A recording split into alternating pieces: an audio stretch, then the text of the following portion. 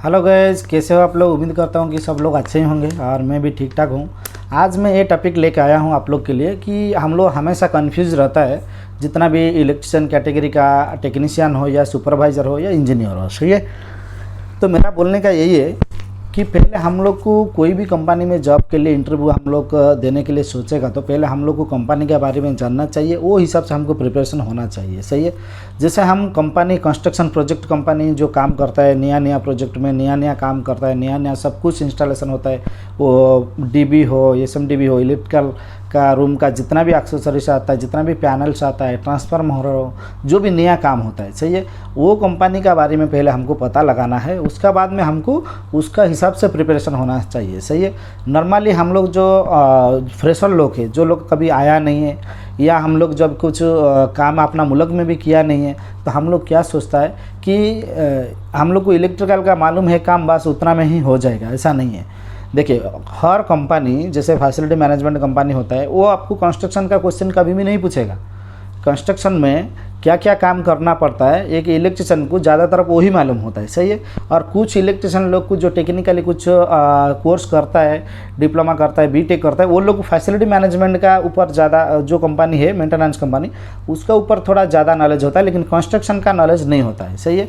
तो मेरा बोलने का यही है कि कभी भी हम लोग को इंटरव्यू देने के लिए, कभी भी किधर के लिए ट्राई करता है ना, तो उससे पहले हम लोग को देखना पड़ेगा कि वो कंपनी कौन सा है, कंस्ट्रक्शन लाइन कंपनी है या फैसिलिटी मैनेजमेंट कंपनी है। सही है।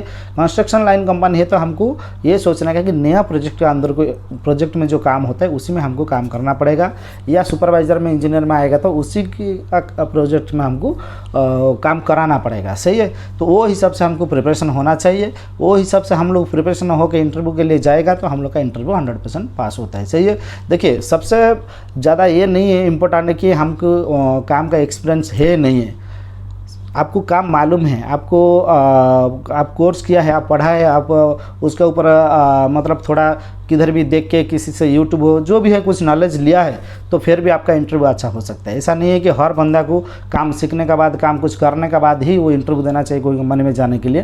पहले तो काम सीखने के लिए, करने के लिए तो पहले तो हमको कंपनी मिलना चाहिए या कोई प्रोजेक्ट मिलना चाहिए, तभी तो हमको काम का एक्सपीरियंस मिलेगा। फ्रेशर लोग को ज़्यादा हमेशा यही प्रॉब्लम होता है, वो लोग कन्फ्यूज रह जाता है। वो बस अपना हिसाब से प्रिपरेशन किया, कोई फ्रेशर है नया, अपना मुल्क में थोड़ा बहुत काम किया कॉन्ट्रैक्टर के पास या ठेकेदार का पास, या कोई छोटा मोटा कंपनी में काम किया, उसको यहाँ का काम के बारे में कुछ मालूम नहीं है। वो जाएगा इंटरव्यू में तो वो फेल हो जाएगा, उसको हेल्पर में भी आदमी नहीं लेगा। या कोई दूसरा जो आदमी कोर्स करता है, डिप्लोमा, बीटेक, ITI जो कोर्स करता है, वो भी काम का ऊपर उसको नॉलेज नहीं है, तो वो सिर्फ उसका टेक्निकली बात बोलेगा तो उसमें भी उसको कभी भी कंपनी नहीं लेगा। सही है। उसको कभी भी कंपनी उसमें जॉब नहीं देगा। उसके लिए हम लोग को क्या करना पड़ेगा वो आज मैं आप लोग को बताने के लिए जा रहा हूँ। सही है।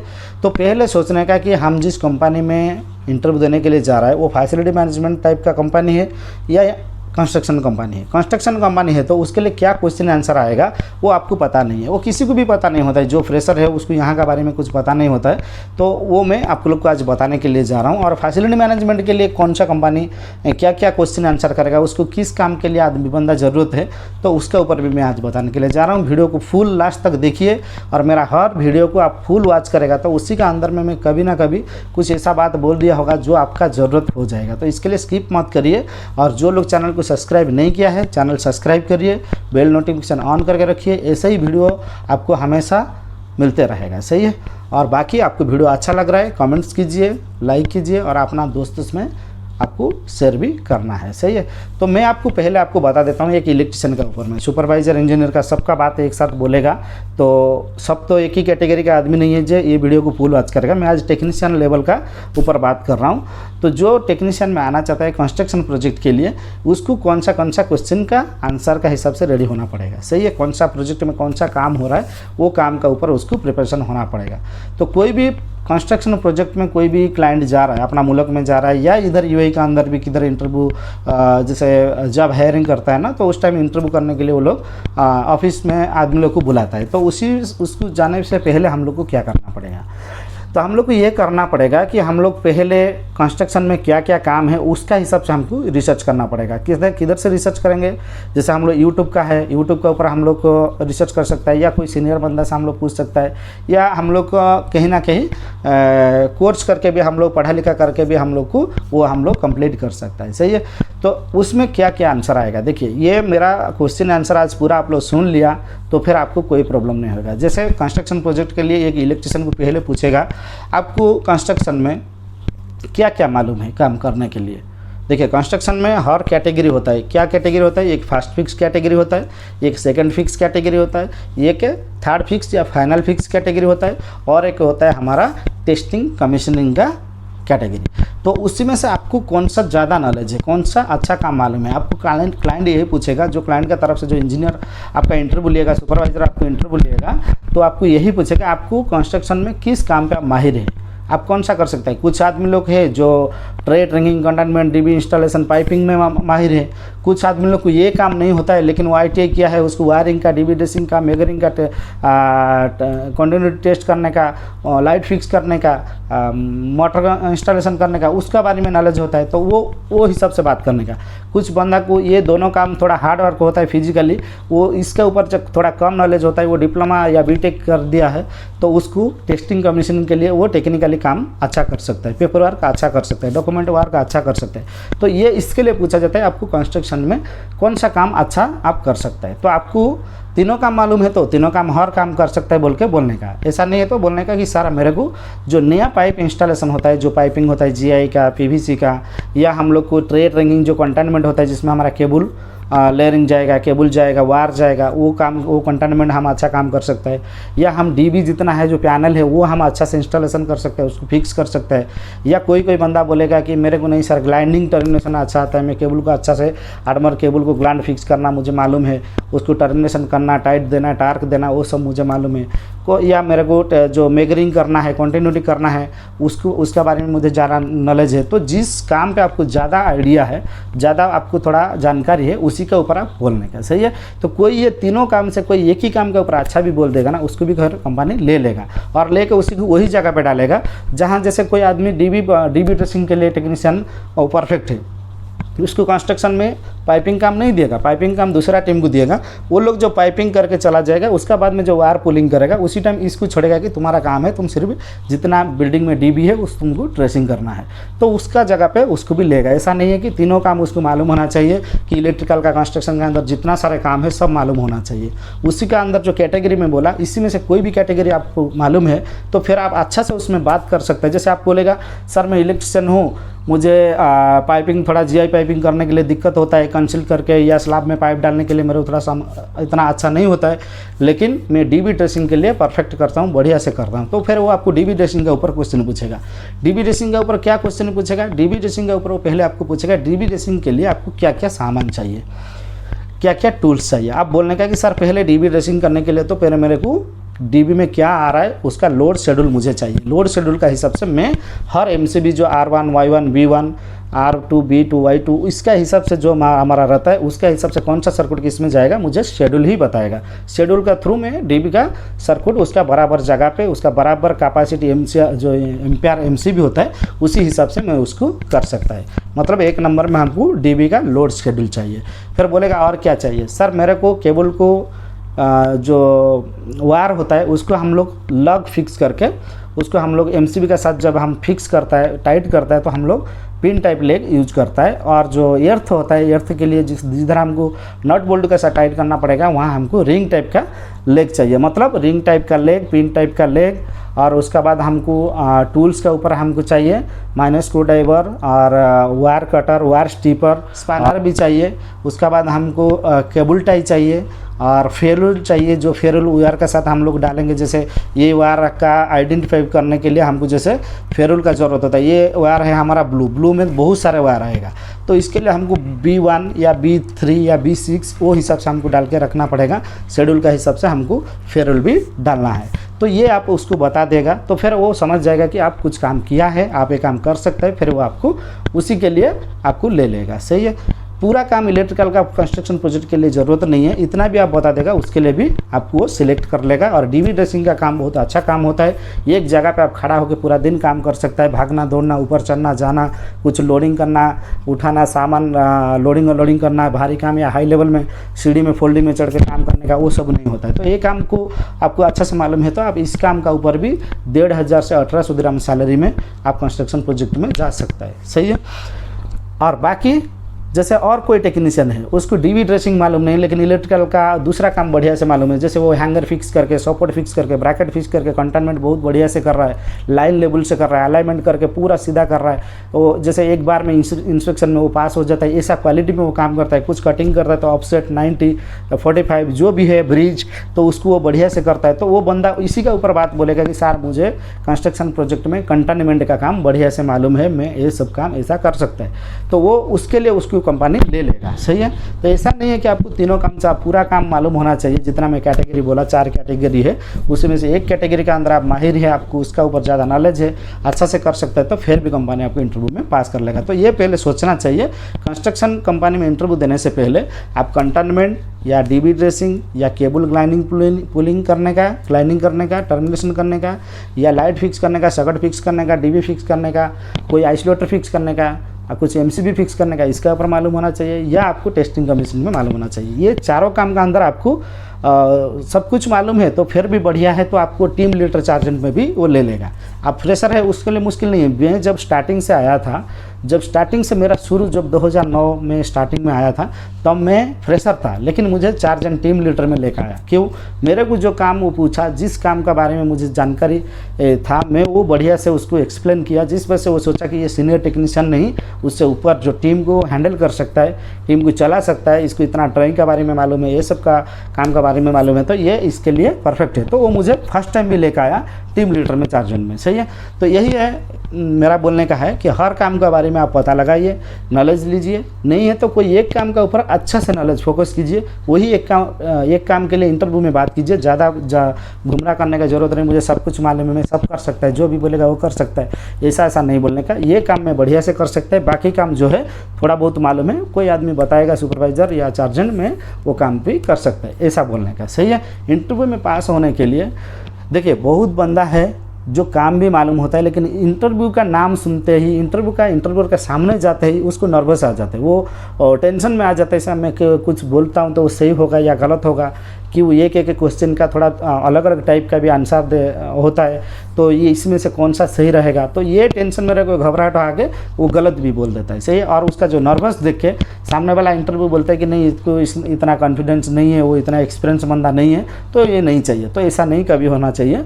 कभी भी आपको एक काम मालूम है तो एक काम के ऊपर आप फुल कॉन्फिडेंस के साथ सामना करना चाहिए। हंस के इंटरव्यू के साथ बात करना है, हिम्मत के साथ, डरने का नहीं है, हंस के बात करना चाहिए, बढ़िया से बात करना चाहिए, क्लियर वॉइस में बात करना चाहिए, तो फिर आपका इंटरव्यू सक्सेस हो जाएगा, सही है। जो नेचुरल हम लोग इंटरव्यू लेने का टाइम हम लोग जो चाहिए, जो हम लोग को ज़रूरत है, हम लोग जो सोचता है, इसी के ऊपर ही मैं आप लोग को बात करता है, सही है। मेरा बात आप लोग सुन के और किधर भी इंटरव्यू जाएगा तो आप इसी हिसाब से फॉलो करेगा तो आपको उस टाइम पता लगेगा, सही है। बाकी ये रह गया मेरा बोलने का, ये कंस्ट्रक्शन प्रोजेक्ट के लिए टेक्नीशियन लोग का, सही है। इसी जगह पे जो बंदा ITI किया है, डिप्लोमा किया है, BTech किया है, उसको ये हार्डवर्क नहीं होगा उससे। वो क्यों? वो तो ज़्यादा दिन, मतलब ज़्यादा साल वो पढ़ाई में लगा दिया, तो वो कभी बिल्डिंग में, प्रोजेक्ट में जाकर काम किया नहीं, अपना मुल्क में हो या गल्फ कंट्री में हो, वो फिर कैसे आएगा, वो फ्रेशर वो कैसे आएगा। तो इसके लिए उसको कंस्ट्रक्शन लाइन में जाने का सोचने का भी नहीं है। कंस्ट्रक्शन प्रोजेक्ट में क्या होता है, फिजिकली वर्क, जो हार्ड वर्क होता है वो ज़्यादा होता है, तो इसके लिए वो उसमें जाएगा तो वो फेल हो जाएगा। उसको कौन सा कंपनी चूज़ करना चाहिए? उसको फैसिलिटी मैनेजमेंट कंपनी चूज़ करना चाहिए। फैसिलिटी मैनेजमेंट कंपनी में क्या होता है, आपको कंप्लीटली बिल्डिंग होने के बाद, मतलब पूरा इंस्टॉलेशन सब कुछ हो गया, उसमें आपको मेंटेनेंस करना है, मतलब जो ख़राब हो गया उसको रिपेयर करना है, उसको रिप्लेसमेंट करना है, और उसको मतलब बराबर चेक करके उसको उसका केयर करना है। जैसे एक यूपीएस है, यूपीएस तो ख़राब नहीं होगा जब तक, ऐसा नहीं है कि उसमें हम लोग काम नहीं करेगा।